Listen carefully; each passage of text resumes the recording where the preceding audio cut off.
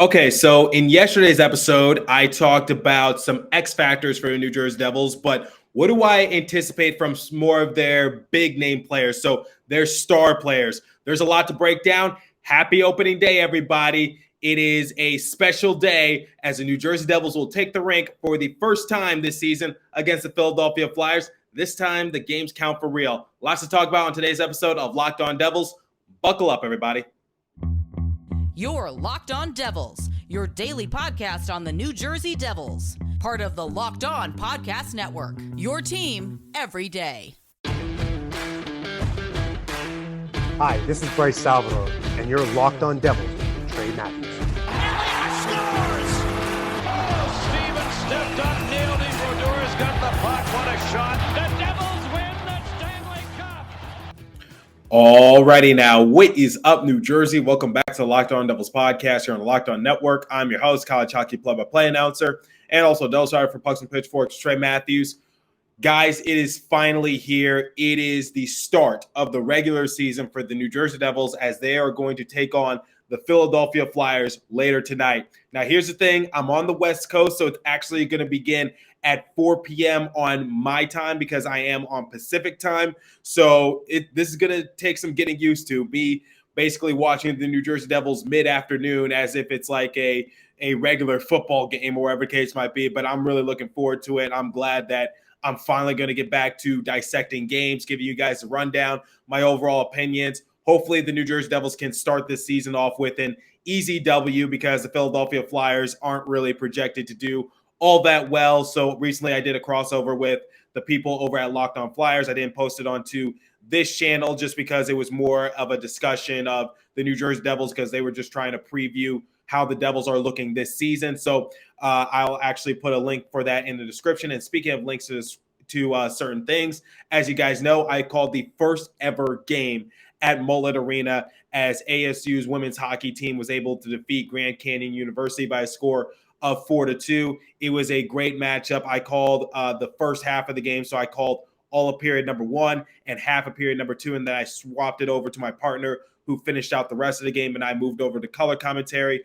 I am just incredibly honored to now call the first ever game, the first ever goal, the first introduction at Mullet Arena. And that's something I'm going to be able to tell my kids. And this is definitely the highlight of my young career as a sports broadcaster. And I'm glad that I was able to sort of share that moment with you guys because I revealed it on the previous episode. But anyway, enough of my personal life. Let's get on to the information for the New Jersey Devils. Now, before we get into the meat and potatoes of today's episode, let's take care of some housekeeping for New Jersey Devils. So, Shimon Nemec was sent down to Utica and Kevin Ball was called up. Now, this was to be expected, but I was predicting for Nemec to maybe appear in a few games for the Devils at the beginning of the year just to get his feet wet in the NHL. That's what the reports were saying. And, you know, Ryan Novozinski and others were saying that this was sort of a cap situation for New Jersey Devils. So here's what Ryan Novozinski had to say about the recent move by the New Jersey Devils. He said, basically having Nemec on the roster when LTI for Bernier kicked in was a strategic move that saved them money in relief. Nemec has high performance bonuses, so his hit would have been $4.2 million if not on the initial roster. So basically, Ryan Novozinski, once again, is just saying that this is a cap situation for New Jersey Devils. It always was a strategic cap move for them. So the goal was to never have Nemec on the roster for a long period of time.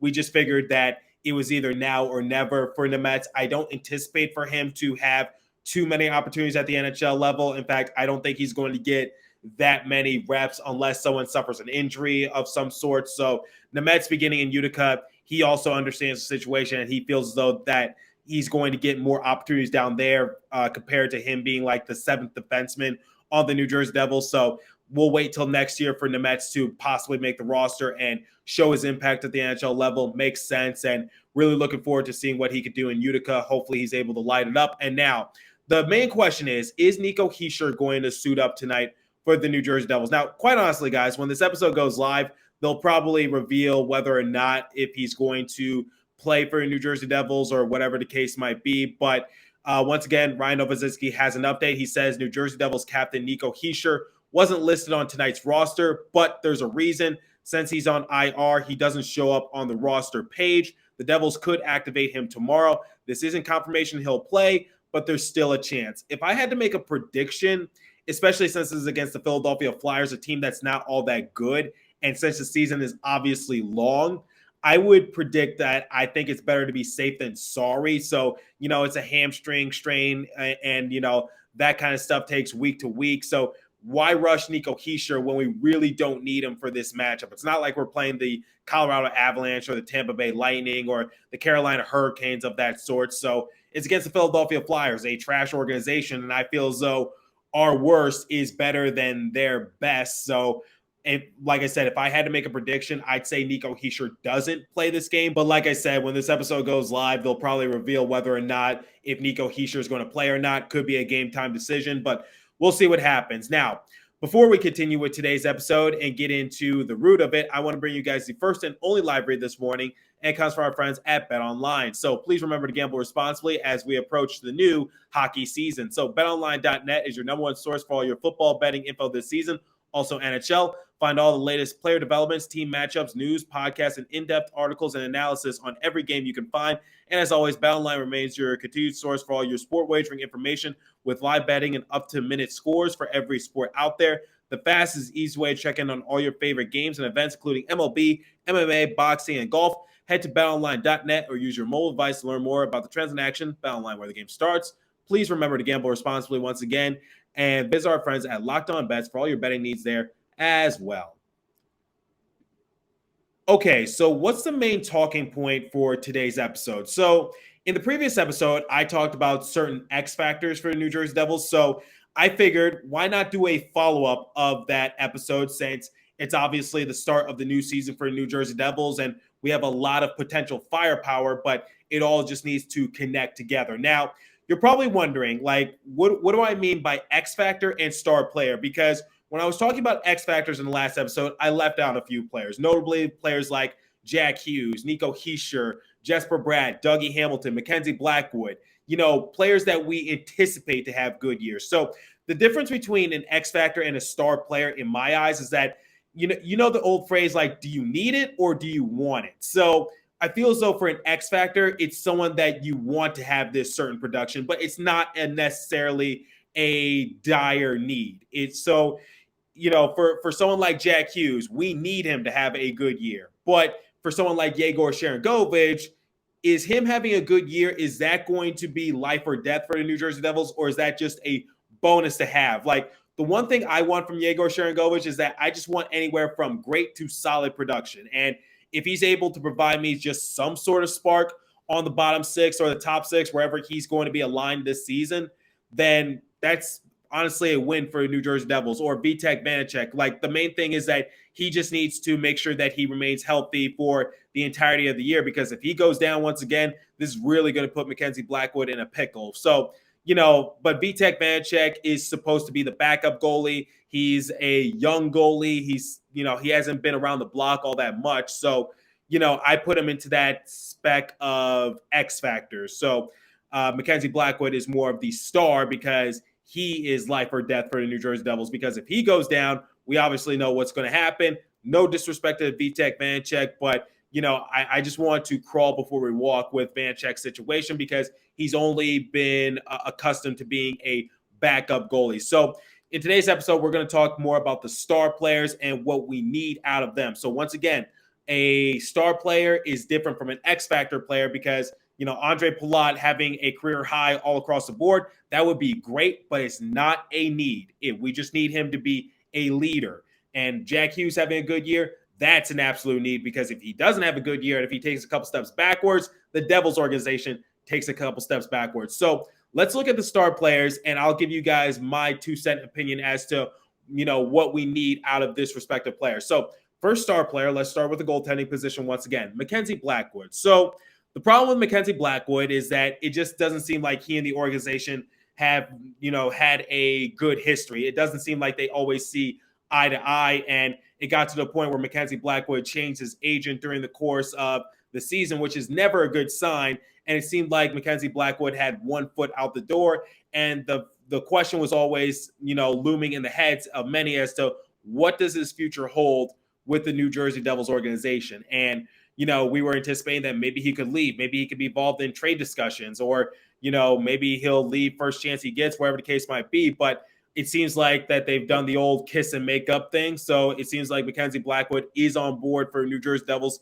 for right now. So what I need from Mackenzie Blackwood is for him to stand tall in between the pipes, and he really needs to take his game to the next level, because it seems like the New Jersey Devils are doing everything they can to give him a decent support cast. So, you got Jonathan Bernier, who is set to return maybe at around Thanksgiving. You brought along Vitek Vanecek, as opposed to someone like Corey Crawford and once again Jonathan Bernier, players that are on the other side of their better days, players that were always on the brink of retirement. The New Jersey Devils decided to just flip it a little bit and say, let's go younger. Let's go with someone who has raw potential and someone who can potentially become a starting goalie at some point in their careers. But the one thing I want to see out of Mackenzie Blackwood is that he needs to, he essentially does need to be Superman, but he doesn't need to, take it 10 steps further, as in, hopefully we don't have to play him every single game and rely on him that much. But Mackenzie Blackwood certainly needs to take his game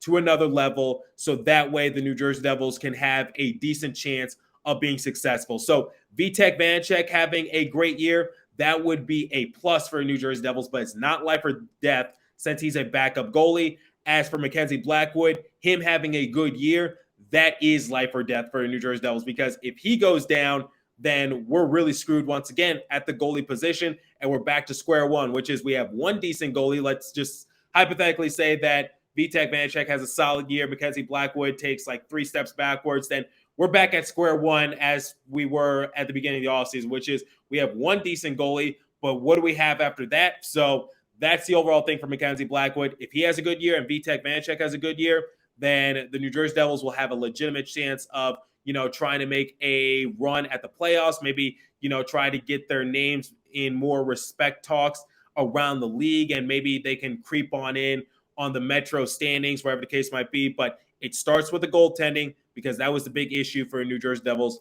last year. Now, let's look at Dougie Hamilton. So the issue for Dougie Hamilton was that he was the top free agent back in summer of 2021, and the New Jersey Devils were able to snag him away from the Carolina Hurricanes and sign him to a long-term deal.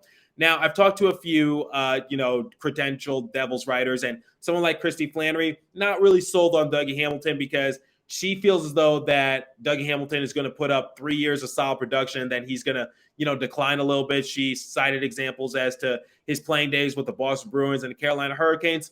I don't think that's necessarily true. I think we got Dougie Hamilton at the right possible time, but unfortunately for Hamilton is that, he suffered a facial fracture. And, when I was talking to the Brat Pack on Twitter Space one time, he said, the thing with the facial fracture is that you really can't recover from that until during the off season, when, you don't have to work out, you don't have to, play as many games, wherever the case might be, because you're giving your body a rest. Because for Dougie Hamilton, when he came back, most likely his diet did have to change. He had to lose some weight, wherever the case might be, just because he's not eating as much. So, he's recovering from that facial fracture, and no surgery is ever a minor surgery. And that's, living proof with Dougie Hamilton, because a facial fracture is not life or death. It's not a career ender per se, but at the same time, it's still a surgery procedure that, does have some lingering effects. And unfortunately, Dougie Hamilton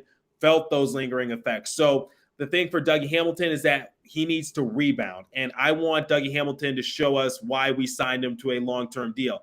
I want Dougie Hamilton to show everyone why he was a top free agent. I want Dougie Hamilton to show everyone, that he is a top 20 defenseman in this league. Because remember a good while ago when the NHL released their list of the top 20 defensemen in the league and Dougie Hamilton wasn't on that list, I said, yes, Dougie Hamilton did have a down year, but you really can't put that on Dougie Hamilton, the player. Once again, the name of the game for the New Jersey Devils last year was just circumstance. And unfortunately, Dougie Hamilton fell into the realm of bad circumstances, which was the facial fracture that sidelined him for nearly 2 months. And he wasn't able to repeat that same production that he was able to do for the Carolina Hurricanes, Calgary Flames, Boston Bruins, whatever the case might be. So, last year he appeared in 62 games. He had 9 goals, 21 assists for a grand total of 30 points. And our best defenseman last year was Jonas Siegenthaler. So, goes to show you that, the Devils were kind of down bad. But Dougie Hamilton, I think he is bound to have a comeback year,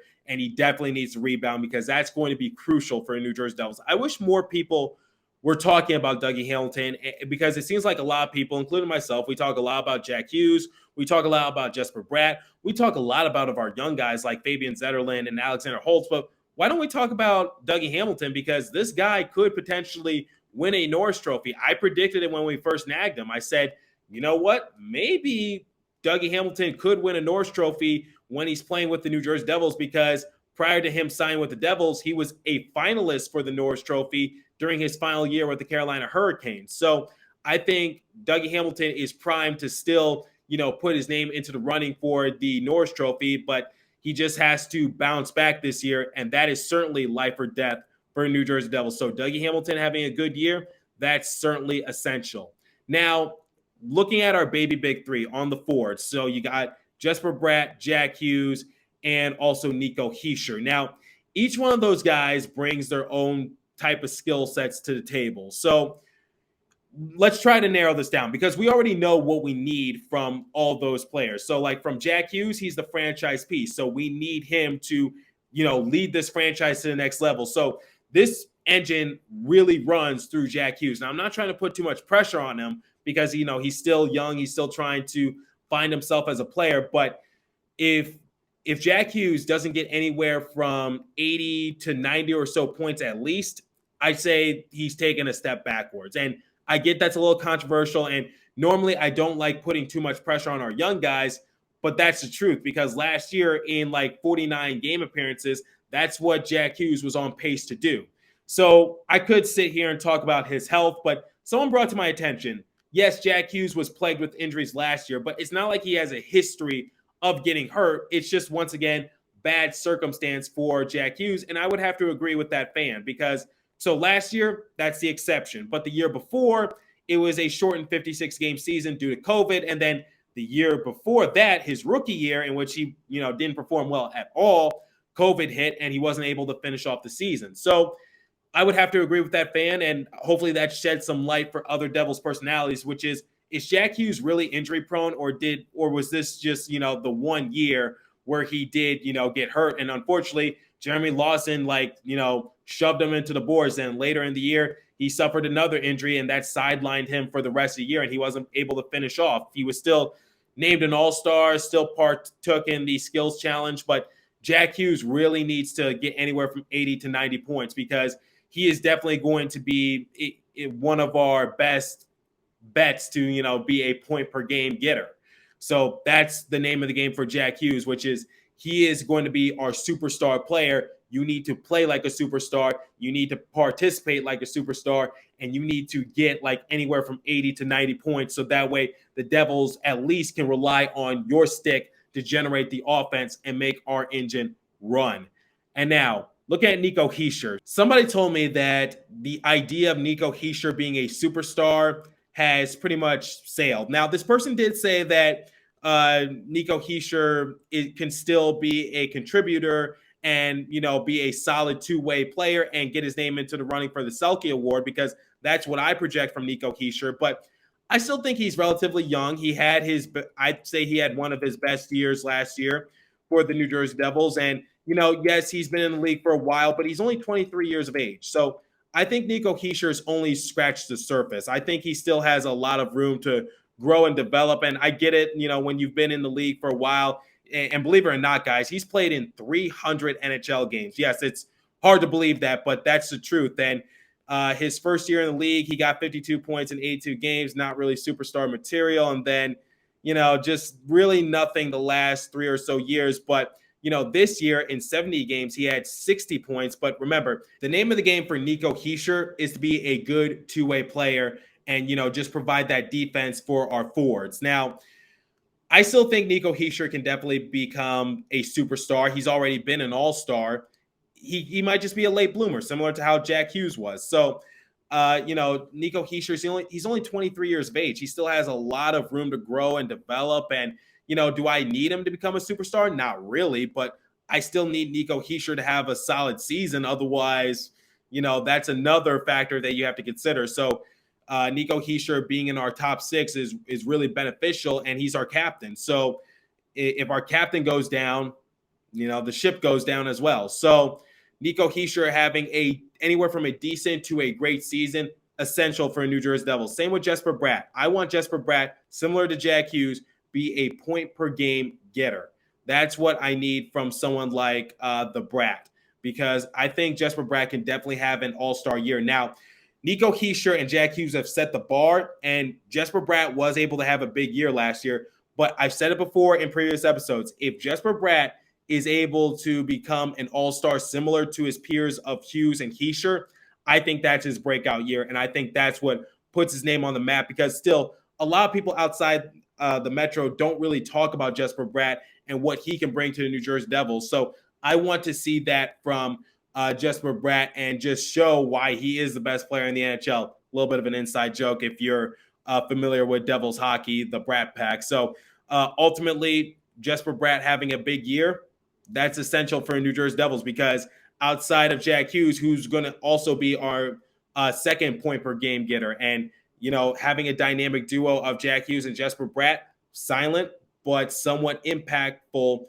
duo right there, and could be one of the more underrated duos in the entire league. So Jack Hughes obviously is the face of the franchise, but Jesper Bratt being sort of that person who's just falls into the shadows. But, once you see him and once you catch a glimpse of him, he can be somewhat dangerous and sneaky. So you might have to watch out. Otherwise, you never know what might happen. So I think Jesper Bratt is definitely just a sleeper for New Jersey Devils. And I think, more people are going to start talking about him. So he's like that dark horse. Like, you don't anticipate much for him, and he's starting at the tail end. But then, like I said, he's sneaky. He just keeps coming and coming and coming and coming and coming, and then he's leading the race, and you're just like, wait, where did he come from? So that's what Jesper Bratt can definitely be for New Jersey Devils going forward. So those are some of the stars for New Jersey Devils. And to round it all off, because I haven't really talked about Fabian Zetterlund or Alexander Holtz, because they're not on the spectrum of star players. But at the same time, I don't want to put too much expectations on them. But if they're able to have solid contributions for New Jersey Devils, and if Alexander Holtz, best case scenario, is anywhere from a solid contributor to a Calder finalist, or same with Fabian Zetterlund. Fabian Zetterlund, similar to Jesper Bratt, not really much talked about him outside of the Devils organization. Could sort of be that dark horse where he just, sneaks his way in and then takes the lead, and you just wonder, where did he come from? So both of them can definitely be impactful for New Jersey Devils, but I don't want to put too much expectations for them. I don't think that's fair. Let's just see how the first 10 or so games go for them. And, if they're doing nothing, then, I'm just going to be like, I told you not to expect much from them. But if they're able to show out and just show that they could contribute at a high level, I'd just be like, you know what? That's great and all. So young guys, rookies, they're going to make mistakes. And, they're, even though they've had a cup of coffee in the NHL, this is going to be their real chance to see some consistent action, minutes, wherever the case might be. So let me know what you guys think in the comment section below. Who are some of your star players for New Jersey Devils, and who are some of your X factors as well? Devils have a lot of firepower. Now it's about meshing it together. And I will catch you after the game when they take on the Philadelphia Flyers. So as for today's episode, that's all the time I have for you. So continue to stay safe. Have a wonderful day, New Jersey. Go Devils. Catch you in the next episode once again. Happy opening day, everybody.